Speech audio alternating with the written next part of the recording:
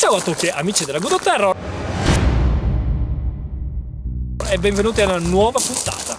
Allora, come sempre, quando la Good Terror decide di fare qualcosa insieme, oggi tra l'altro con due ospiti d'eccezione, il buon Enrico, che abbiamo già visto in alcune puntate della Good Terror, sia online che nella prima serie di Pescatore Domenica, e il buon Sergio, che ha partecipato anche lui a qualche avventura della Good Terror. Appena cominciato, ma promette bene. Allora, dicevamo, siamo qui in questo spot molto carino, proprio da Pescatore della Domenica. Come sempre, il meteo... il meteo friulano colpisce ancora. Sì, ma è incredibile. Dovremmo studiarlo proprio come elemento di sincronicità. La Good Terror per pesca, viene brutto tempo. Ormai funziona sempre così. Comunque, c'era da un po' nell'aria questa voglia, di fare una puntata carp fishing classico. Quindi siamo venuti in un posto abbastanza semplice, un carpodromo, una serie di 4 laghetti, dove c'è una discreta quantità di carpe. Discreta, però sono comunque carpe abbastanza complesse e difficili. Tu peschi già da un po' qui e mi puoi confermare che non è così semplice, non è venire qui, lanciare... Infatti, assolutamente. Sono carpe comunque che sono, anche se sembra che siano abbastanza pressate perché la quantità di pescatori è abbastanza elevata, sono carpe comunque difficili da prendere, molto furbe, molto intelligenti, molto smaliziate. Sono anche abbastanza pignole sulle esche, per cui bisogna stare attenti anche su quello. Sono carpe che comunque sono già state prese bene o male qualche volta, ed effettivamente qui io ci vengo spesso con la bolognese, che essendo comunque una tecnica che probabilmente faccio io e lui e nessun altro, qua comunque paga sempre, forse perché la presentazione è un po' più leggera, un po' più naturale e si riesce a fare ogni volta 1 o 2 carpette ed è un bel combattimento. Però oggi no, oggi si parte carp fishing classico, canne da carp fishing, mulinello con il bite runner, e la costruzione di una rig assolutamente semplicissimo, quello da granaglio, quello da boilers, il D-ring o il classico rig, quello da granaglio. Adesso sperando che Giove Pluvio come sempre non venga a romperci le scatole, andiamo a vedere cosa può succedere in questa giornata così primaverile, una delle prime uscite. Speriamo che collaborino, perché sennò qua è un disastro, pioggia, tutto, freddo, un casino. Vabbè, dai, andiamo. La tecnica del carp fishing è decisamente la più indicata per la cattura di grassi ciprinidi. Ora, come sappiamo, esiste chi pratica il carp fishing e chi è malato di carp fishing. Ad ogni modo, è luogo comune che per prendere le carpe bisogna avere attrezzatura con budget hollywoodiani. Le uscite di pesca devono essere organizzate esclusivamente noleggiando dei tir con cui trasportare tutto l'occorrente e naturalmente un'uscita di pesca non può durare meno di 72 ore con tutto quello che ne comporta in termini di organizzazione. Certamente una logistica estrema porta ad un'ottimizzazione sia nel numero di catture che nelle taglie, ma cosa sto dirvelo a fare? Noi siamo dei poveri pescatori della domenica e vogliamo anche noi nel nostro piccolo pescare le carpe con il nostro budget limitato, anzi zero. Vi spiegheremo quindi le caratteristiche delle attrezzature migliori, anche se noi poi pescheremo con quello che abbiamo, il minimo indispensabile e forse anche meno.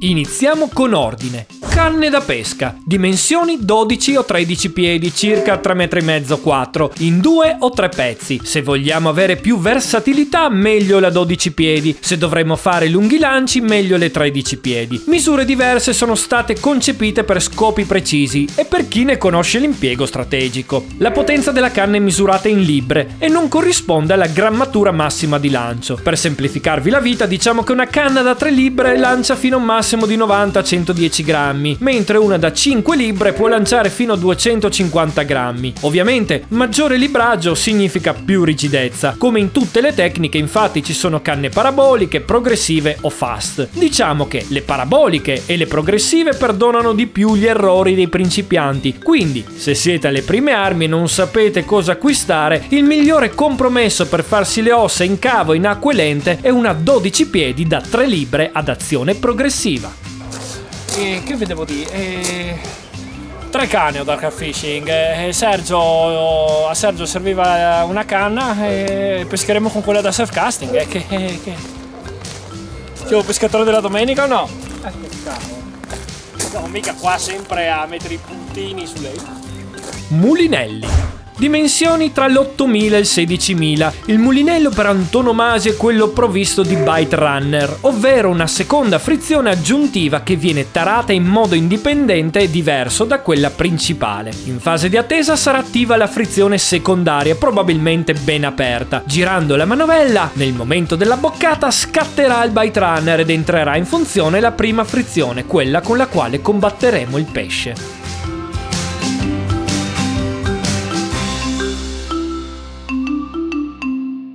Pod e segnalatori. C'è la convinzione che senza pod e segnalatori di qualità non si possa praticare il carp fishing. Falso, ovviamente. Semplificano la vita, si pesca in modo ottimale, permettono di pescare mentre si fa una bella dormita attendendo il fatidico bip. Ma volendo si può cominciare da cose molto semplici. Picchetti singoli e multipli e segnalatori economici svolgono comunque il loro compito. Guadino. Indispensabile, deve essere grande, capiente e molto resistente. Ci deve permettere di salpare pesci di pezzatura importante, andare a carpe con il retino da trota o da cefali e da incoscienti, non tanto perché perderemo il pesce e non entrerà in quel retino, quanto perché rischiamo veramente di fare male alla nostra preda. È importante che nelle vostre battute di pesca utilizzate un guadino molto capiente per un pesce davvero grande. O quando hai gli amici stronzi. Materassino.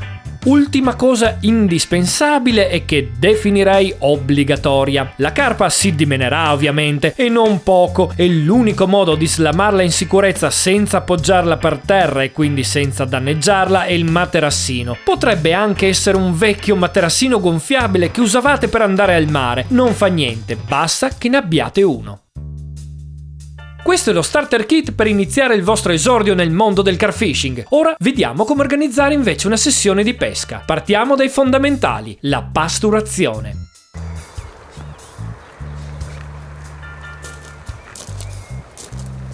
Figliolo, il mais è già cotto. Ma che cosa lo mescoli a fare? Fidati, lo sai che la magia nera aiuta. Credi nel lato oscuro della forza. Nelle cave e nei carpodromi il continuo afflusso di pescatori e di pastura lanciata non vi obbliga ad iniziare a pasturare qualche giorno prima di pescare. In acque libere invece sì. Vedete questo attrezzo? Beh, questo una volta era un mestolo di Chef Paula. Si è un po' arrabbiata, devo dire la verità. Questa era la scopa di Chef Paula. Ed è diventato un pasturatore. Così, noi pescatori della domenica siamo così. Poi le mogli non è che siamo proprio contente, però di necessità si fa virtù. In questa nostra sessione pastureremo con mais e canapa ben cotta direttamente sopra le nostre esche, creando un tappeto di cibo tutto attorno alla nostra insidia. Sì, dovrebbe essere pure sì, sarà anche una canna da surf casting, però abbiamo un inello col bite runner, almeno una gioia.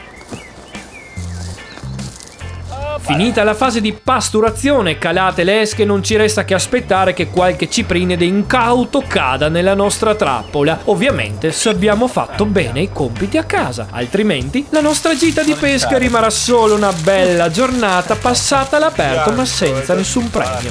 Il problema è che i tempi di attesa possono essere molto lunghi in questo tipo di pesca. In questo spot poi è più facile che le carpe abbocchino durante i cambi di luce o in piena notte, quindi non ci resta che aspettare e trovare un modo di non annoiarci. C'è chi si porta la griglia e casse di birra, chi un buon libro, ma noi siamo la Gudo Terror e il divertimento il nostro credo, sempre e comunque. Basta che sia pieno di una profonda e sana ignoranza. Ho capito che qui ci si annoia, però dai Enrico, su, non fare il bambino.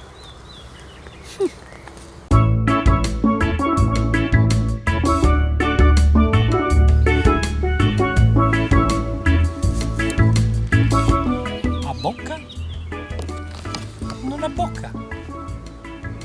A bocca? Non ha abbocca. Non voglio sapere come va a finire sta Abbocca. Non abbocca. Abboccherà. Non abboccherà. Abboccherà.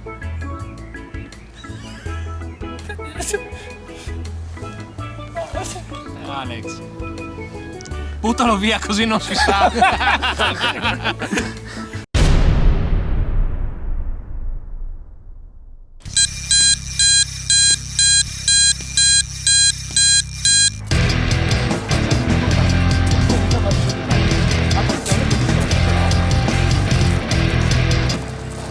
Che lì sotto c'è un albero sommerso, tanto per così. Però ragazzi, è la sua prima carpa carfishing. La sua prima carpa carfishing. Allora, vai, vedi un po'. Bravissimo. Devo dire... Mi sta tremando la mano. Vai. Tra l'altro con le boilers che si è lasciato Enrico, quello è il mio, Piano, non forzare troppo.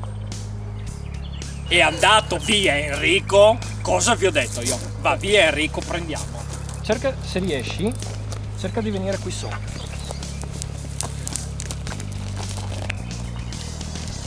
Ok, era chiaro ma soprattutto giusto che la prima cattura fosse quella di Sergio. La carpa non è enorme, ma quando è la prima volta che hai un pesce di questo tipo all'amato, devi prendere un attimo le misure, soprattutto con la frizione. Inutile forzare finché non sai chi è il tuo avversario dall'altra parte della lenza. Beh dai, è carina. Ecco, adesso pian pianino cerca di venire verso qua. Attenzione che nel momento in cui lei vedrà il guardino partirà di nuovo e devi essere pronto, Ok. Portala verso di qua, piano. Non forzare adesso. Fate in modo che il recupero sia lento ma inesorabile. Quando la carpa vedrà il guadino sarà il momento più delicato. Meglio essere sempre in due, almeno le prime volte, tanto per farsi almeno un po' l'occhio. Eccola là! Mi è venuta così. Attento alla testa, abbassa. Allora.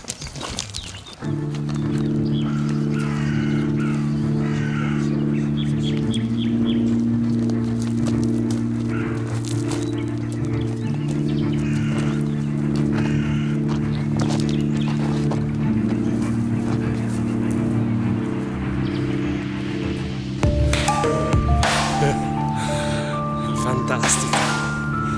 Sergio, la tua prima carpa? Prima carpa in assoluto, guarda. Mi sta vibrando il cuore a un miliardo di volte, guarda. Non 1000. Vai. È una roba pazzesca.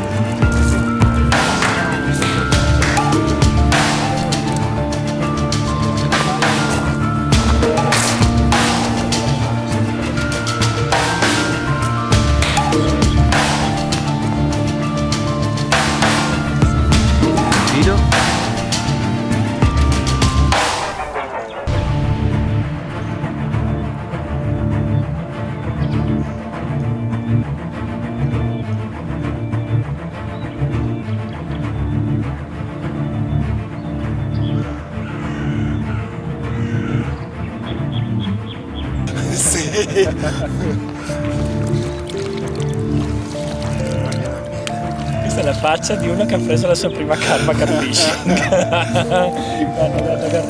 Guarda. Guarda, mi tufferei adesso. Vai. Boyless con gommino pop-up. Sta scendendo il buio ormai, ma come previsto, il cambio di luce è stato propizio. In questo timido tramonto primaverile, il gelo sta scendendo come una fredda e umida coperta, mentre attorno a noi imperversa un concerto di suoni, grilli, uccellini, fagiani e rane, che compongono una musica evanescente, una sinfonia perpetua e rilassante. Un ultimo giro di perlustrazione per capire se si vede qualche movimento interessante, sfruttando l'ultima flebile luce lontana che riverbera all'orizzonte. Sono tante le cose da fare ancora prima di addormentarci. Dobbiamo lanciare ancora un po' di pastura sopra le nostre presentazioni nel sottoriva, quelle scate con le granaglie, e dobbiamo preparare di nuovo le 2 canne a centro lago, le scate con le boilies e il salsicciotto in pivoine. Prepariamo un'altra scata per il nostro amico Sergio, che finalmente ha scappottato. Prendo un po' di queste boilies al mais, ne frantumo un po', le lascio a pezzettini più grossi, altri pezzettini più piccoli. Creo insomma una sorta di poltiglia che inserirò in un sacchettino in PVA, che vi mostrerò comunque domani con la luce, perché adesso è praticamente inutile. E ripetiamo esattamente la stessa montatura di prima. Squadra che vince non si cambia.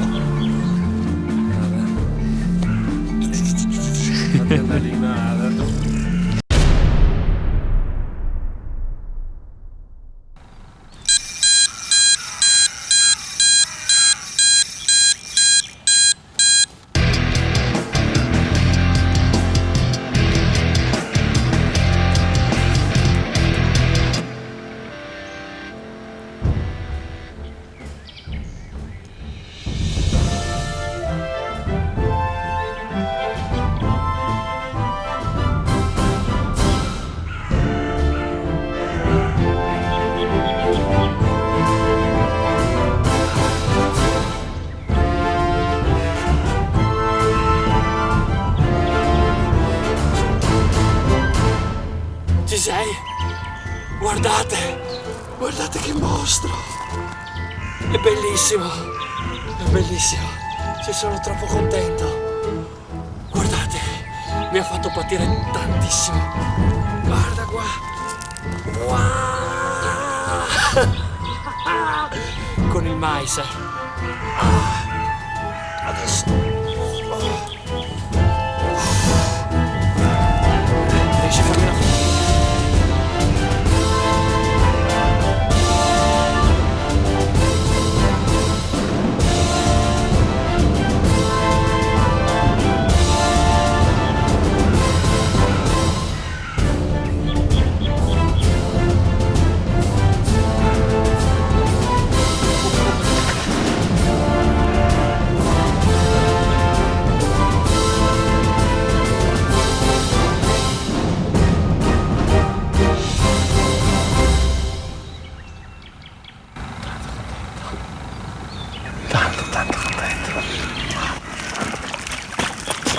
Facciamo che andare a dormire adesso.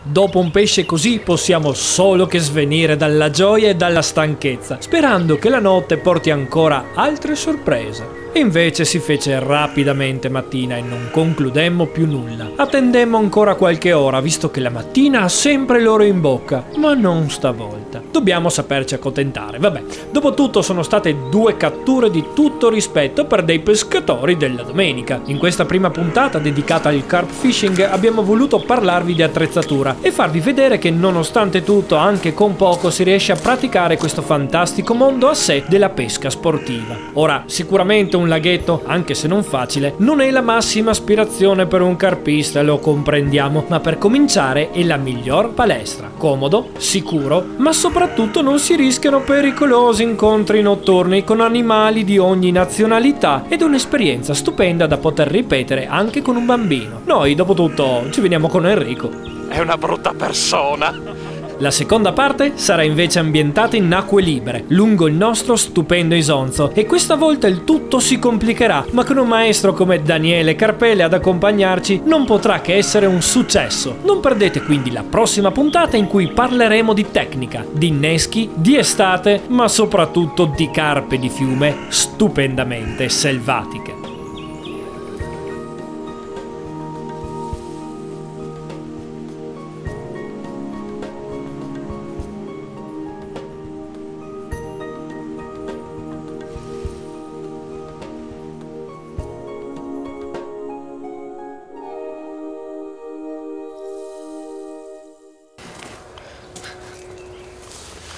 il santo dei pescatori.